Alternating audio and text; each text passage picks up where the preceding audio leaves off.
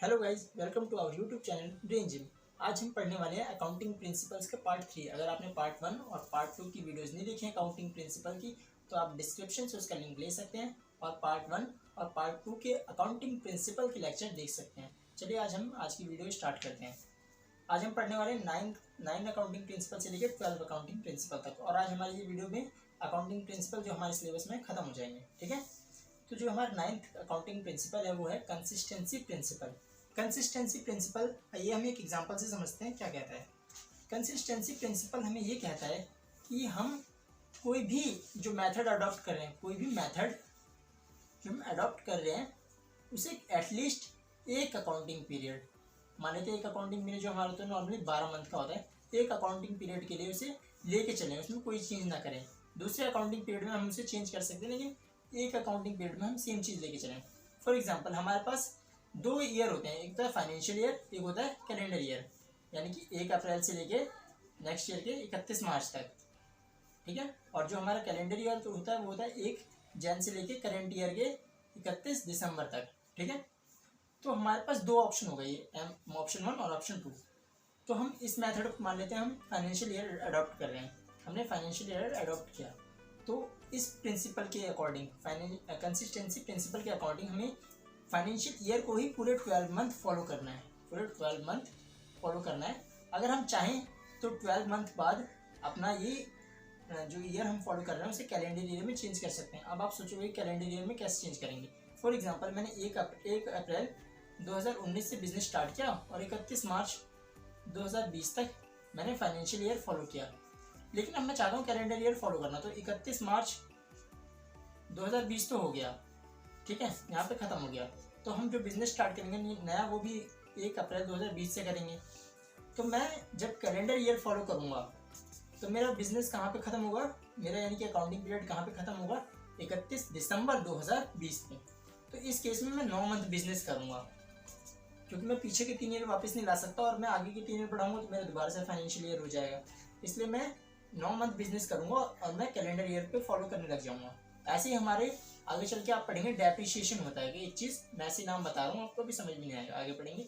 First method होता है उसका और सेकंड मेथड होता है। सपोज कि मैंने फर्स्ट मेथड फॉलो किया, तो मैं 12 मंथ इस प्रिंसिपल के अकॉर्डिंग उनको इसी मेथड में उनको फॉलो करूँगा, और 12 मंथ बाद में अगर चाहूँ तो चेंज कर सकता हूँ उसे।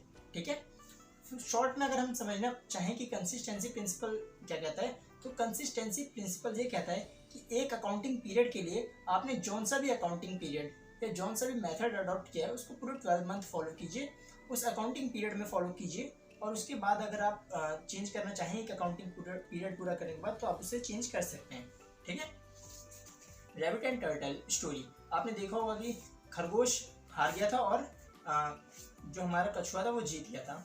इसे समझते हैं। This concept says that the accounting principle shall not change और must remain unchange over a period of second year, यानी कि हम पहले अकाउंटिंग पीरियड में कुछ भी चेंज नहीं कर सकते, अगर हम सेकेंड अकाउंटिंग पीरियड की बिगिनिंग में से चेंज करना चाहें तो चेंज कर सकते हैं। This should not be changed from year two year in order to enable the management to compare the P&L account and balance sheet of the different periods and important conclusion about the working of the enterprises।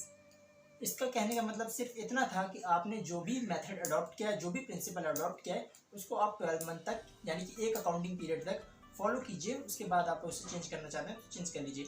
यहाँ पे note करने वाली एक बात यह है कि मैं 12 मंथ सिर्फ इसलिए कह रहा हूँ क्योंकि ज़्यादातर कंपनियों का या ज़्यादातर जो हमारी अकाउंटिंग होती है वो 12 मंथ का ही उसमें अकाउंटिंग पीरियड होता है, लेकिन ये अकाउंटिंग पीरियड जो होता है वो कंपनी पे या फिर जो हमारी फर्म है उस पर डिपेंड करता है, और नॉर्मली ये 12 मंथ का ही होता है। ठीक है, जो हमारा 10th प्रिंसिपल है वो है हिस्टोरिकल कॉस्ट कंसेप्ट। आइए इसे एक एग्जांपल से समझते हैं। फॉर एग्जांपल, मैंने एक लैंड खरीदी, मैंने ज़मीन खरीदी 1 अप्रैल 2019 को, मैं फाइनेंशियल ईयर फॉलो कर रहा हूँ, 10,000 रुपये की मैंने लैंड खरीदी। तो 31 मार्च 2020 यानी कि मेरा ईयर एंड होते होते ना मेरी लैंड की वैल्यू हो गई 40,000 रुपये। ठीक है, तो मेरी लैंड की वैल्यू कितने से बढ़ गई, 30,000 रुपये से बढ़ गई। तो ये हिस्टोरिकल कॉस्ट कंसेप्ट या फिर हिस्टोरिकल कॉस्ट प्रिंसिपल हमें ये कहता है कि हमने जितने में उसको खरीदा है, यानी कि मेरी आज की डेट में भले ही लैंड की वैल्यू 40,000 रुपये हो, पर मैंने उसको खरीदने में जो पैसा पे किया, जो मैंने पैसे दिए हैं वो 10,000 रुपये दिए हैं, तो मैंने जितना पैसा दिया है, जितना पैसा खर्च किया है, उतने में ही रिकॉर्ड होगी। यानी कि भले ही मेरी लैंड की वैल्यू आज एक्चुअल में 40,000 रुपये हो, लेकिन मैं अपनी बुक्स ऑफ अकाउंट में उसको सिर्फ 10,000 रुपये से रिकॉर्ड करूँगा। हिस्टोरिकल कॉस्ट कंसेप्ट हमें ये कहता है कि भले ही हमारी एसेट की वैल्यू, हमारी जो भी चीज़ पे हमने पैसा खर्च किया उसकी वैल्यू भले ही बढ़ गई हो, लेकिन हम उसे उतने पे ही रिकॉर्ड करेंगे जितने में हमने उसे खरीदा था। ठीक है, यहाँ पे देखिए मेरी जो लैंड की वैल्यू है 40,000 रुपये हो गई है, लेकिन मैंने उसे 10,000 में खरीदा था, तो मैं यहाँ पे 10,000 रुपये ही में ही उसे बुक्स ऑफ अकाउंट में रिकॉर्ड कर रहा हूँ। ठीक है, according to this concept assets are recorded on the balance sheet at their historical cost even if they have significantly increased in value over time। जितने में खरीदा था उतना ही दिखाना है बुक्स ऑफ अकाउंट में। ठीक है, अब जो हमारा 11th कंसेप्ट आता है वो होता है verifiable objective concept. Verifiable objective concept के बारे में अगर मैं एक लाइन में कहना चाहूँ तो मैं ये कह सकता हूँ कि हमने जो भी ट्रांजेक्शन किए हैं उनको प्रूफ करने के लिए हमारे पास कोई एक एविडेंस होना चाहिए। आइए इसे एक एग्जांपल से समझते हैं।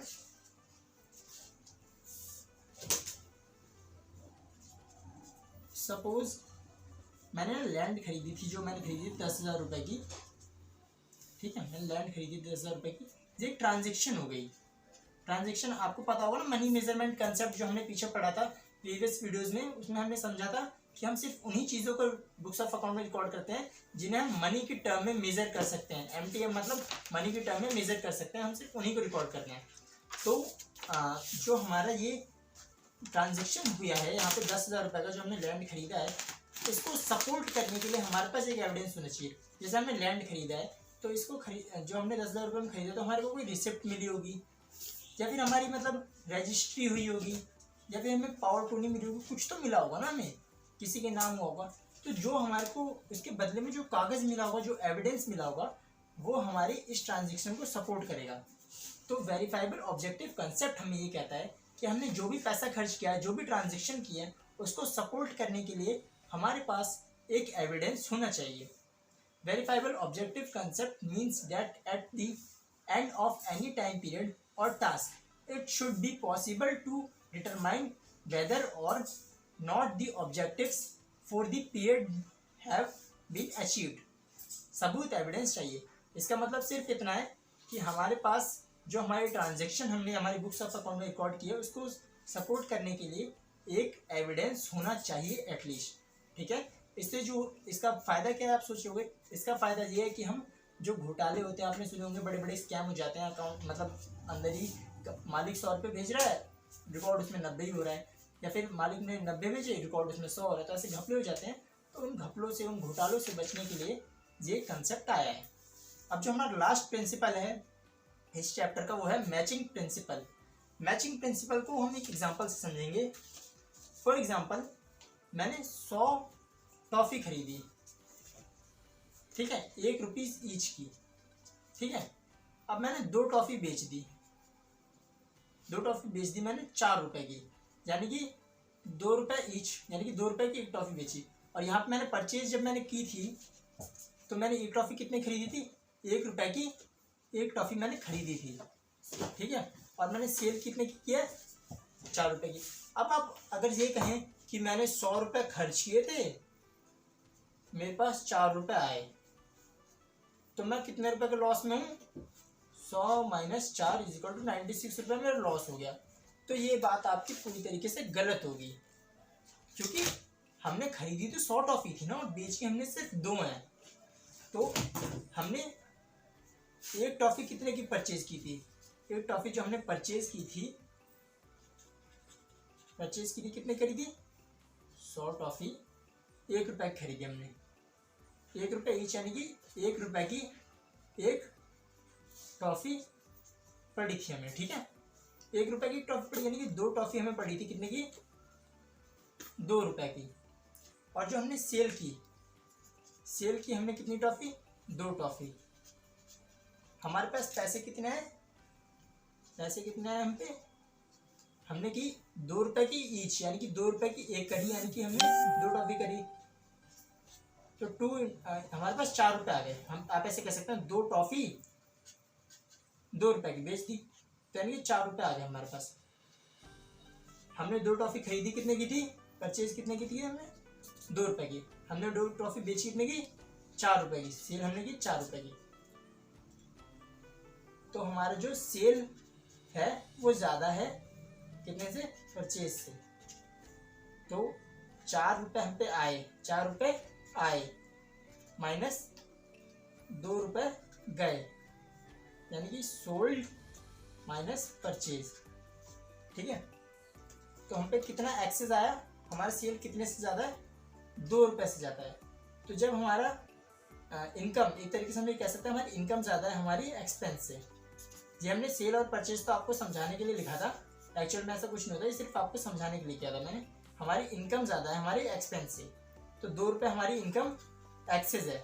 और जब हमारी इनकम ज्यादा होती है हमारे एक्सपेंस से तो होता है प्रॉफिट। तो 2 रुपए का हमारा प्रॉफिट हो गया ये। इस कंसेप्ट का कहने का मतलब ये था कि आप जब किसी भी चीज को नापो, किसी भी चीज की तुलना करो, तो उसको लेवल में लेके आओ। अगर हम लेवल में नहीं लाते तो हम तो ये कहते हैं ना हमारा 96 रुपीज का लॉस हो गया। पर हमने जब देखा कि हमने यहाँ पे 100 खरीदी थी, अरे अब हमने इसकी तुलना कर दी 2 से, फिर हमने इसमें से 2 की क्वांटिटी के निकाला, 2 जो हमने बेचे उसके बराबर में लाए, तब हमें चला हमारा प्रॉफिट हुआ। तो मैचिंग प्रिंसिपल हमें ये कहता है कि हम जब किसी भी चीज़ की तुलना करें तो लेवल प्लेइंग फील्ड बना दें, यानी कि जिसके बराबर है उसकी इक्वल पे लाएं, उसके बाद उसका तुलना करें। अगर आपसे कोई कहे, एक 12th क्लास के बच्चे से चार्टेड अकाउंटेंट आके गए कि मेरी नॉलेज तुमसे ज़्यादा है, तो ये तो कोई बात नहीं हुई ना। अगर एक 12th का बच्चा दूसरे 12th के बच्चे से कंपटीशन करेगा तभी तो एक हमें रिजल्ट अच्छा मिलेगा। अगर एक चार्टेड अकाउंटेंट सेम एग्जाम दे रहा है और एक 12th का बच्चा वही एग्जाम दे रहा है, तो इसमें तो क्लियर है कि चार्टेड अकाउंटेंट के ज़्यादा नंबर आने हैं। लेकिन अगर 12th क्लास का बच्चा 2 12th क्लास के बच्चे एग्जाम दे रहे हैं, तब रिजल्ट में हमें पता चलेगा कि कंपटीशन हो रहा है कुछ। ठीक है, ये मैचिंग प्रिंसिपल हमें ये कहता है कि according to this principle it is necessary to match revenue of the period with the expenses of that period to determine correct profit और loss for the accounting period. यानी कि जैसे हमने इसमें देखा कि हमने लेवल प्लेइंग फील्ड बनाई थी, वैसे ही अगर हमें प्रॉफिट और लॉस को जानना है तो हम इस साल के पहले अकाउंटिंग पीरियड में हमने जितने खर्चे किए, जितने हमने इनकम कमाई, उनको कंपेयर करेंगे। ऐसा नहीं होगा कि हम दूसरे अकाउंटिंग पीरियड से दूसरे अकाउंटिंग पीरियड की इनकम ले रहे हैं, पहले अकाउंटिंग पीरियड का एक्सपेंस ले रहे हैं, ऐसा नहीं कर सकते। पहले अकाउंटिंग पीरियड का ही इनकम और एक्सपेंस लेंगे, तभी हमें एक्यूरेट प्रॉफिट या लॉस पता चलेगा। लेवल प्लेइंग फील्ड बनानी पड़ेगी, इसे हम एक लाइन में कह सकते हैं लेवल प्लेइंग फील्ड चाहिए। आई होप गाइस आपको हमारी ये वीडियो अच्छी लगी हो। आपको अगर हमारी ये वीडियो अच्छी लगी है तो हमारे चैनल को सब्सक्राइब कीजिए, वीडियो को लाइक कीजिए, और ऐसी एजुकेशनल वीडियोस के लिए हमें आप इंस्टाग्राम और टेलीग्राम पे फॉलो कर सकते हैं। आप हमारी वीडियोस को लाइक करते हैं तो हमें और मोटिवेशन मिलता है अच्छी वीडियोस बनाने के लिए।